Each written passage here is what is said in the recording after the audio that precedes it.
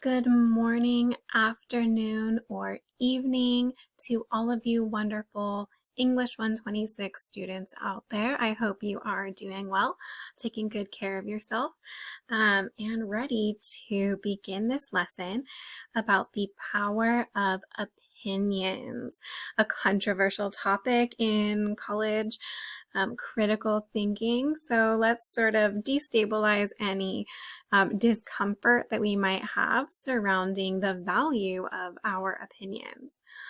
During this lesson, we're going to first look at the role of opinions in academic work and their relationship to arguments. Next, we're going to learn a little bit of vocabulary to help recognize and label types of opinions. This will be great when we are reading and encountering opinions, but it's also going to be great as a way to help us brainstorm, clarify, and recognize the opinions that we ourselves are beginning to explore regarding our topics for this research this semester. Next, we're going to look at the clear connection to our project number 1, exploratory viewpoint essay. We're going to look at context for expressing our opinions. We're going to look deeper at this concept of the rhetorical situation. This is a theme that we were introduced to in our chapter 1 reading from the textbook. So if you haven't quite finished up chapter 1, you might want to go back and at least catch up on some of the main topics from the chapter. We're going to look at techniques for unpacking the layers of our opinions. We might recall from lesson number 1, what is critical thinking, that one of our big things that we emphasized was complexity and layers of meaning. And then finally, a little notice about how writing is often directed and intended toward other people, and keeping in mind, instead of being in a kind of insulated bubble, keeping in mind that our writing is in a social context. So with that out of the way, let's jump into our lesson. Please take notes and share questions or thoughts from each section. Pause the video now if you have not had a chance to download, save, and print the lesson slides. I like to provide a printout of the lesson slides so that you don't have to use your cognitive burden to write down the things that you see on the slide. Instead, you can use the printout to underline ideas that stand out for you, jot down personal connections, or start to apply and activate those concepts. Also, jotting down questions on the handout instead of being pressured to copy down all of this information. So if you haven't got your handout, pause and take a moment to print it out, or if you like to take notes digitally, maybe take notes in the margins of that if that works for your learning style. With that being said, if you signed up to be the note-taking ambassador for this lesson, don't feel pressured to jot everything down and memorize, or memorize everything. Instead, use your judgment to write down things that are most important, maybe keeping an eye on the filler that comes through the audio narration instead of just what's written on each slide, because everybody has access to those. And feel free to include your personal connections, your thoughts, your questions as you're digging deeper and applying these concepts. And then remember, effective notes are concise and they're well organized. So take a moment before you turn in your notes, just review them and make sure that they're formatted nicely and everything is nice and clear. If you have questions, since we're just getting this practice started in the semester, do the best that you can and feel free to reach out either by replying to this lesson or sending me an email or zooming into or visiting in person student support hours. All right, I think that's all of the disclaimers that we have for today. Let's jump in. Opinions in academic work. What is the role of opinions in college and how do they relate to arguments? So firstly, I'd like to kind of introduce this common conception that you might be under the impression that like opinions have no place in the college classroom. That the purpose of higher education is to train you to address your field of study through a paradigm of objective logic and reason. Some of these ideas were kind of shouted out in our very, very, very first reading. Our concept and definition of critical thinking by the Foundation for Critical Thinking, they really leaned into this common viewpoint of like trying to be objective, trying to be logical. And indeed, that might be a large part of the appeal for critical thinking courses such as this one, and of course others like in philosophy, psychology, things like that. However, the real story, the scoop on opinions in academic life, opinions are everywhere in college, in the classrooms, from course materials, faculty lectures, classmate comments. So you need to plan and be prepared to encounter, investigate, and evaluate as many opinions as you possibly can regarding your field of study. That way, you have the opportunity to formulate your own opinions and situate them clearly within that context of diverse perspectives, ongoing debates, and focused inquiries or questions. So in other words, it's important to embrace and lean into the role of opinions so that you're not put off by them, and instead you weave into the ongoing circulation of opinions that you are going to encounter. I like to share this analogy. I'm an analogical thinker. I like a nice little image or a nice little story goes a long way for me to kind of understand a concept. So I like to think of it like, imagine yourself as a spider and you're weaving a web in your proverbial field of study. You can picture like Charlotte's Web, and her field of study would be the barnyard.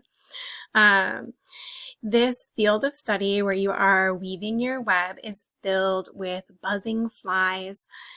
Each fly that you're able to trap in your web becomes like a paradigm that you've discovered, engaged with, consumed, so to speak.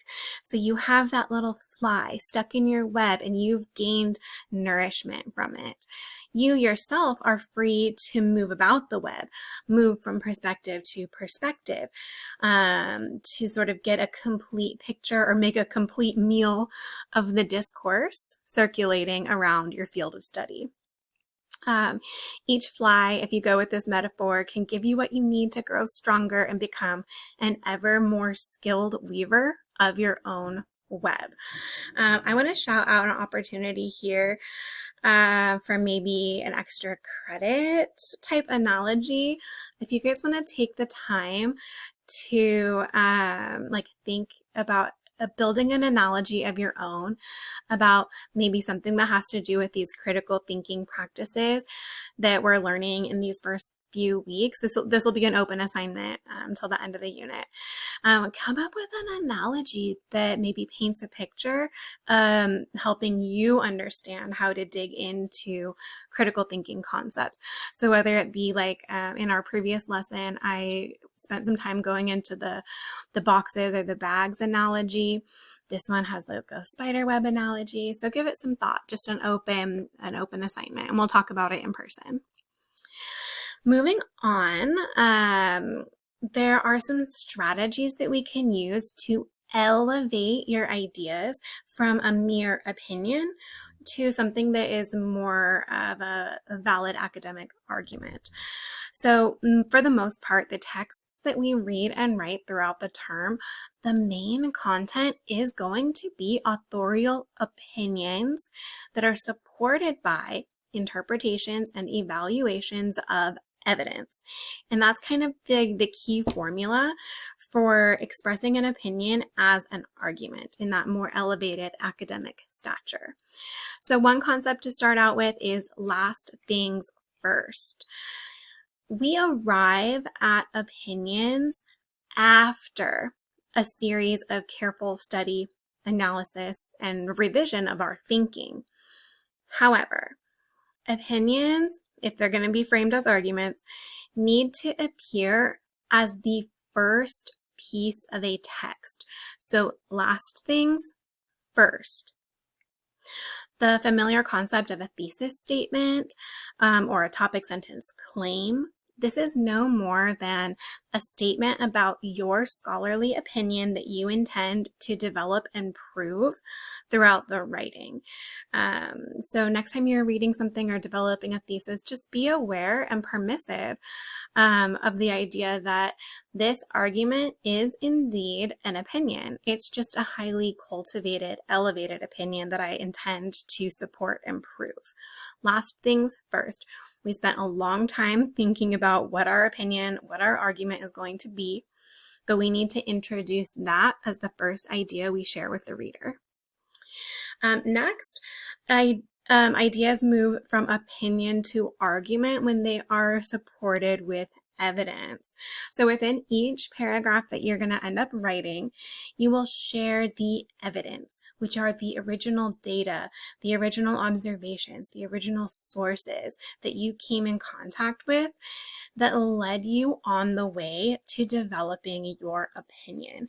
So with project number 1, this is really going to feature into autobiographical, personal, reflective data, sharing experiences, ideas, encounters that you've had in your life. Moving on to the end goal of the project, the end goal of the semester, the data is going to be more connected to research sources and evidence. But either way, you're going to introduce your opinion and support it with clear evidence. It's not just enough to say, here's my opinion, here are some evidences why. You have to spend some time digging and unpacking that. So you have to prove that your thesis or your claim is valid, reasonable, and credible by clearly explaining your interpretation of the data and logically connecting that interpretation back to your main argument, back to your thesis, back to your topic sentence claim. I like to call this the showing your work of the writing discipline. So we don't just share the solution, for example, the opinion that we've arrived at.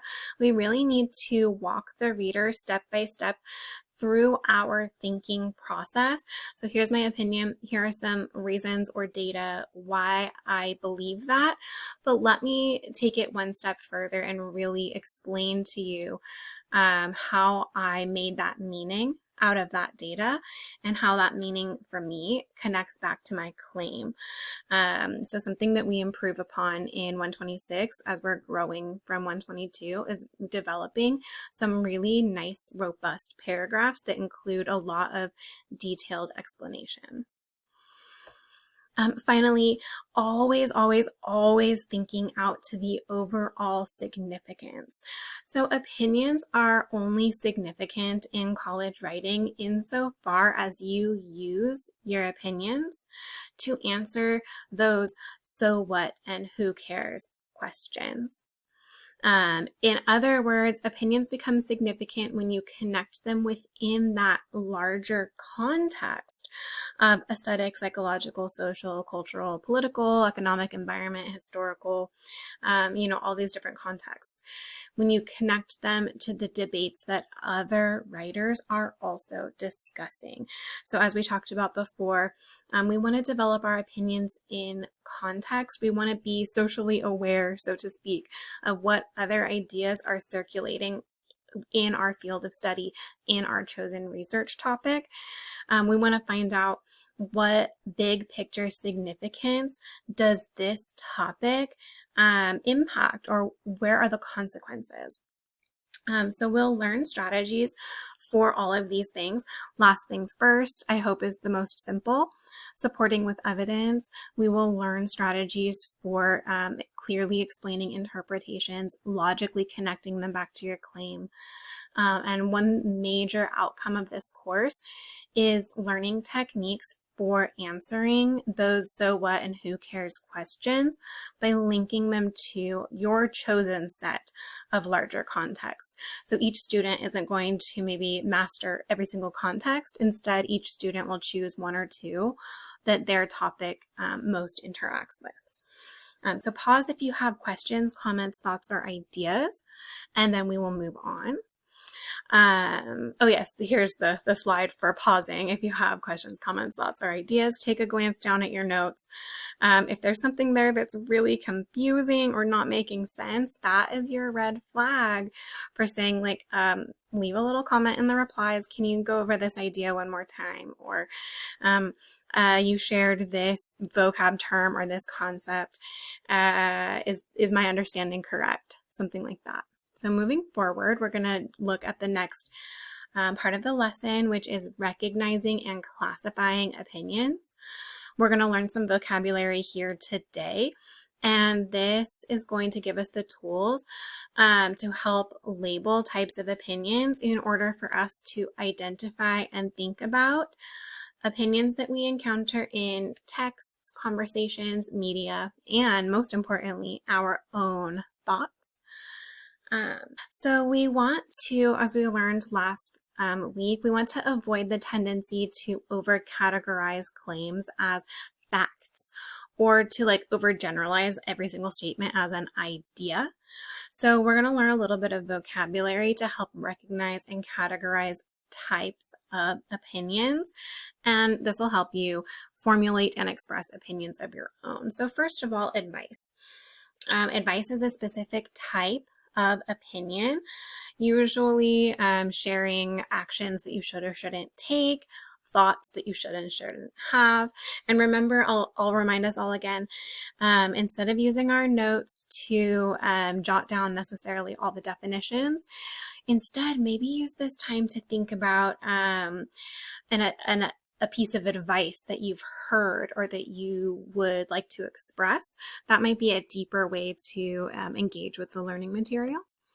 Another type of opinion is a belief, a strongly accepted opinion that is based on observation, intuition, faith, tradition, etc.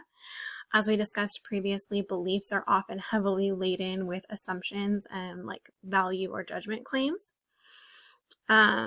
Generalizations, wide sweeping ideas. Often these are signaled by every or all, none, never, some, or most. So just wide sweeping ideas that fail to account for the complexity and the individuality. Another type of opinion is an evaluation. These are kind of like the top opinions in academic work. These are your judgments. Sometimes they're signaled by evaluations about what is good or bad, what is right or wrong, or many, many other impactful words that signal how you judge, evaluate, rank something. Preferences. So this is the most familiar territory for opinions. Like I like or dislike something. That's kind of like the first thing we learn about opinions. So they're the most easy to identify. And then finally, I'd like to share the idea of a public sentiment. These are usually commonly expressed or commonly accepted viewpoints, and we can find them in the sense of like cultural wisdom,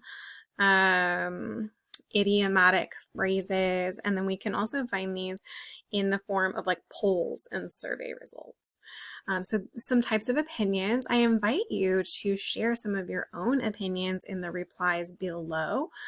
So if you don't have questions or comments, maybe do take a moment, whether it's something funny, something serious, something random, share a belief, opinion, generalization, evaluation, preference, etc.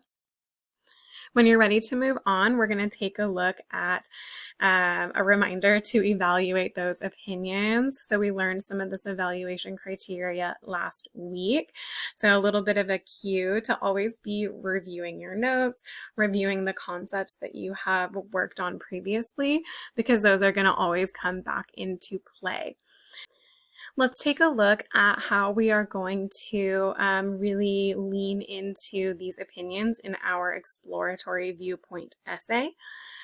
So first of all, evaluating those opinions. In order to express an opinion, in order to evaluate an opinion, it requires some kind of context.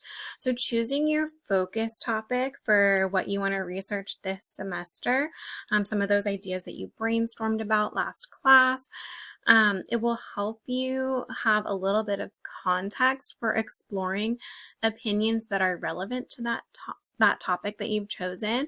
It will help you judge whether or not you express those opinions fully, accurately, clearly, soundly, etc. So expressing and evaluating opinions relies heavily on that context of your focus topic, and hopefully your focus topic is going to have some meaningful impact on like psychology, society, culture, politics, history, things like that. So let's look a little bit at the rhetorical situation. This is that phrase that we were introduced to in our chapter 1 reading.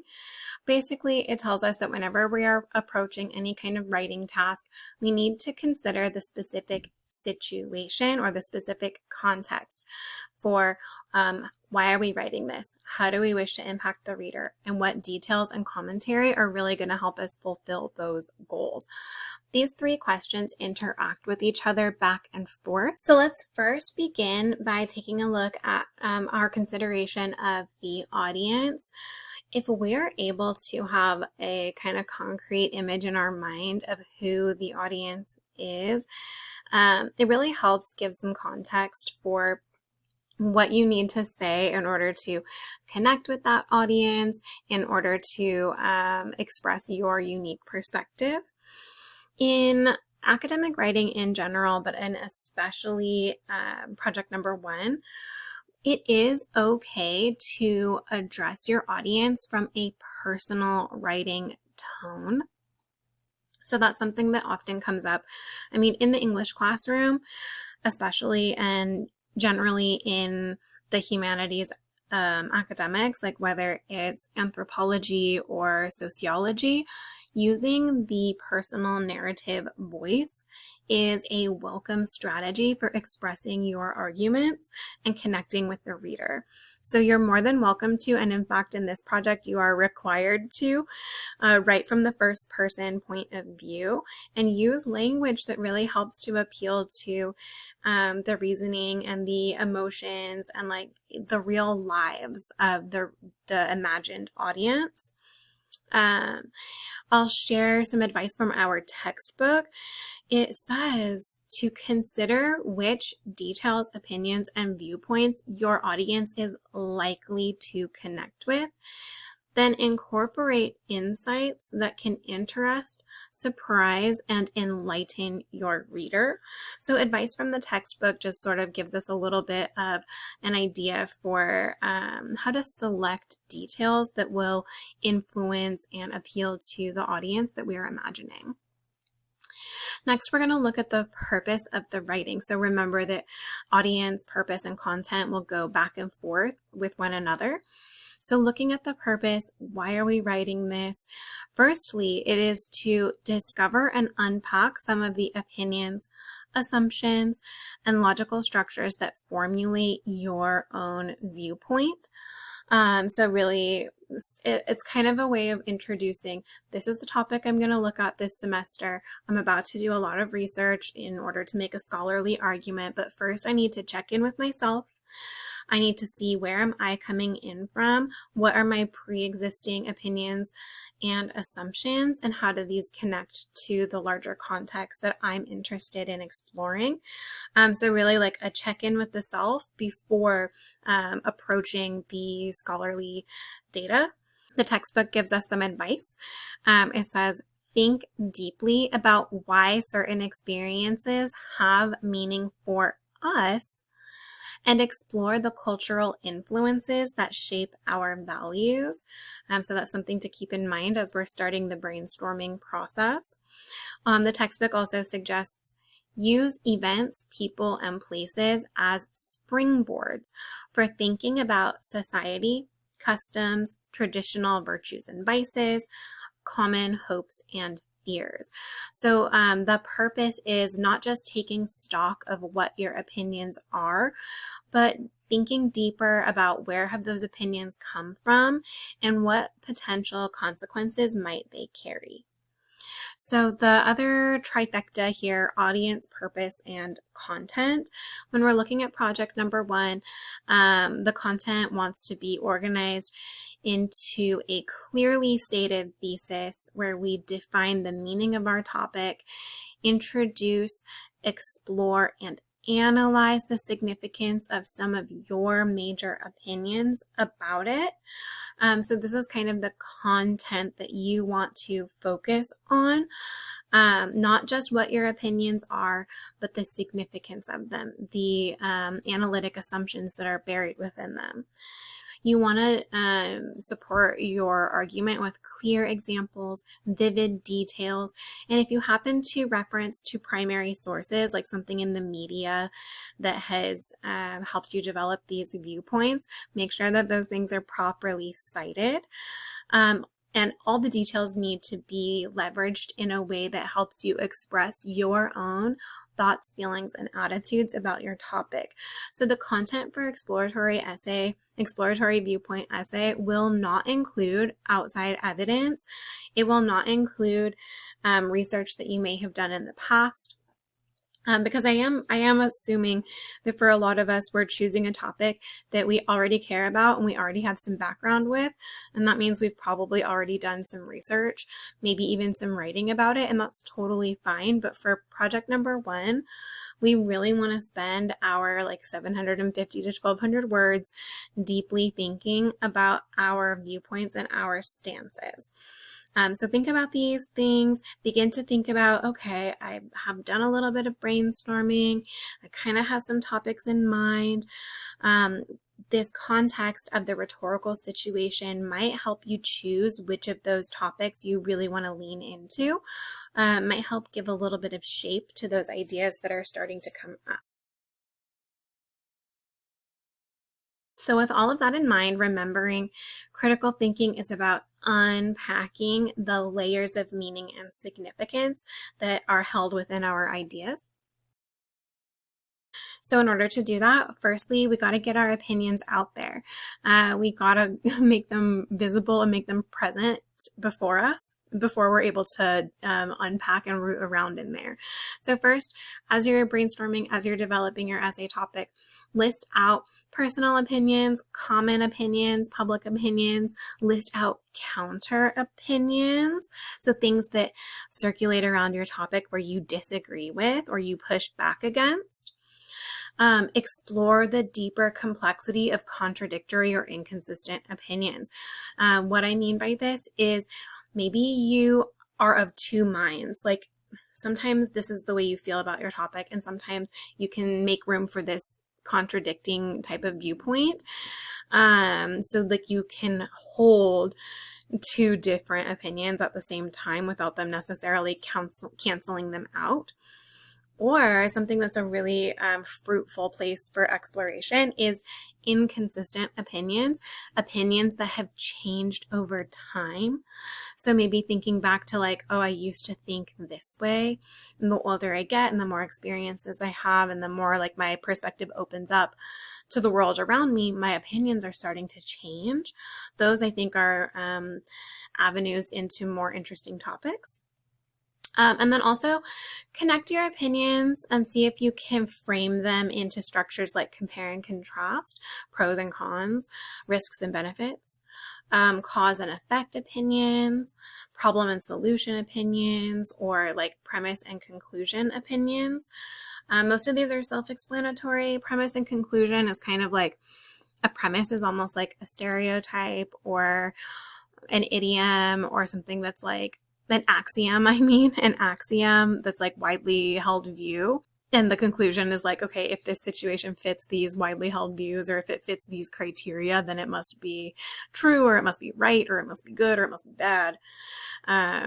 premise conclusion isn't my favorite form of reasoning, but I'm throwing it out there. Next, you want to dig deeper, unpacking the layers. So getting into the assumptions that are implied by those opinions. So if you have a list of opinions out there, maybe choose one and start digging into it. Infer what kinds of values and ideals might have led to this opinion, or what kinds of values or ideals does this opinion support, reinforce? What kinds of values and ideals does this opinion maybe resist or reject or trouble? Keeping in mind too that these things are often hidden or unconscious assumptions. So we have to really dig deep. Kind of try and frame it into these contexts that English 126 leans into. So you can look at this opinion and see like, all right, does it have any kind of basis in ideas about psychology, society, culture, politics, history, aesthetics, things like that? Are there any norms or values from those like context lenses that can help to understand the deeper assumptions, the deeper implications of the opinion that you're looking at? And it's a lengthy process. And we're not doing it right here in class, but this is something that we will work on in the journals that we do. But you kind of take an opinion up, hold it in your hand, and sort of look at it from different angles. And then we want to think, instead of digging like into the opinion, we also want to see where the opinion leads to. So this is where we're activating that imaginative capacity. So imagining what kinds of consequences or implications might follow from each opinion. So thinking about like, okay, if everybody were to have this opinion, how would that change something about psychology, society, culture, politics, history, aesthetics, etc. So looking at your opinion, looking at some of the assumptions, and then looking at some of the consequences. So if we take this opinion super seriously, then that means that some changes need to happen. If we take this opinion super seriously, then some groups will be affected like this, other groups will be affected like that. It might destabilize some of our wider social values. It might call for political activist changes. It might influence our perspective of what the future looks like. So things like that. Might and if are kind of like the key words for imagining the consequences. I like to say for the consequences part, the extended impacts, evaluate whether or not this opinion accepts and reproduces some type of current norms and values, rejects and alters some kinds of current norms and values, or negotiates within the current status quo by like accepting the way things are, but opening it up to include new and different perspectives. So that's just kind of like a recap from one of our slides from the last lesson, as we're thinking about the consequences. And remember, when we're expressing our opinions in academic writing, we need our opinions, our claims, and our arguments to answer the questions of so what and who cares.